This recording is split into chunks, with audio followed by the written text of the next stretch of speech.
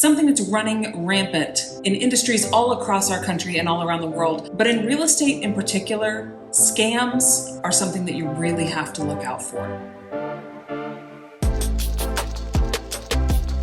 Hi everyone, it's Lindsay Vallandingham with the Symphony Group at Keller Williams Louisville East. Unfortunately, scammers have found ways into our industry in multiple different paths and avenues. And what it has created is a little bit of a caveat emptor, buyer beware, all throughout the process. First things first, I want to talk to you about a land scam. This scam is related to primarily vacant land. What scammers are doing is that they are creating fake phone numbers, they're finding out who owns this land, and they're claiming to be that person. So if there's a vacant piece of land down the street from you that is owned by Mr. and Mrs. John Smith, this scammer says, "Hi, I'm John Smith and I own this vacant land and I want to sell it." They're reaching out to real estate agents, they're posing as the owner themselves, claiming to be the owner of this land. They even go to lengths like creating fake IDs, creating fake email addresses that really make them look like they are who they say they are. There are lots of steps in the real estate process where we attempt to find, flag, and correct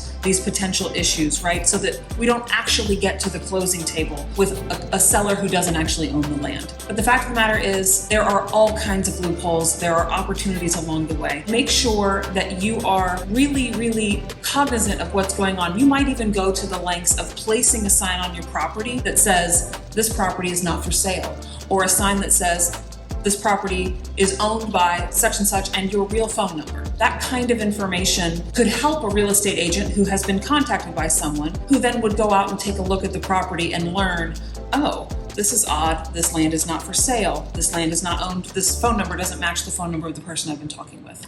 Those are some steps you can take to protect yourself. Another one of the really important scams that I wanted to talk to you about today is a scam that I see constantly on the internet for people looking for rental homes in particular. Listen up, because there's a lot of opportunity to be taken advantage of in this market. People are posing on the internet as homeowners, claiming to own a home that they have available to rent. This happens often with listings, true MLS listings that are for sale. People pose as the owner of these listings. They steal the photos from Zillow or from Realtor.com, and they post those photos on ancillary sites like Facebook Marketplace or Craigslist, and they claim, "I own this property, it's vacant, and I have it available for rent." The way that you can catch these folks is that oftentimes they can't talk to you over the phone, they can't meet in person. They're asking the tenant to send payment and then they will send keys. These are some flags that need to kind of raise the hairs on the back of your neck and go, wait a second, is this person truly the person that owns this home? Does this person have the right to rent this property? And before you ever send someone money in the mail, a little bit of due diligence. You can go to the county PVA records, you can go to the county court records and look up who the owner of that property is and find out, is that the same name as the person that you've been talking to? And our team at Symphony Group oftentimes, we have access to all of this data and all this information. Call one of us. We would be happy to help you figure out who the owner is and who you've been talking to and whether those are the same person. One of the things I see most frequently is this is occurring with listings that appear vacant on the MLS. So if we have a vacant property, and this is very common, that we have to list a home vacant and photos appear that the property's vacant.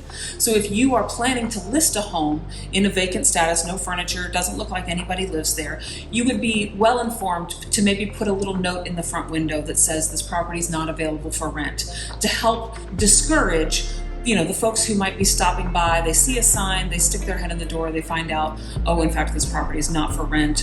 And again, they may have been communicating with someone through the internet that has told them otherwise. Real estate scams are a really big deal.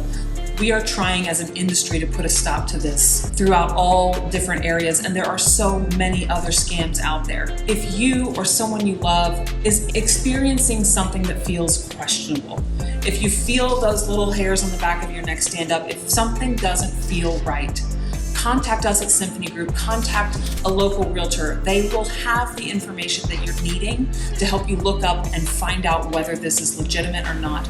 We don't want anyone to be taken advantage of, especially a population that isn't protected or maybe isn't aware of how bad these things can be and how accurate they can appear. They come off so legitimate sometimes that it doesn't seem like it's a scam.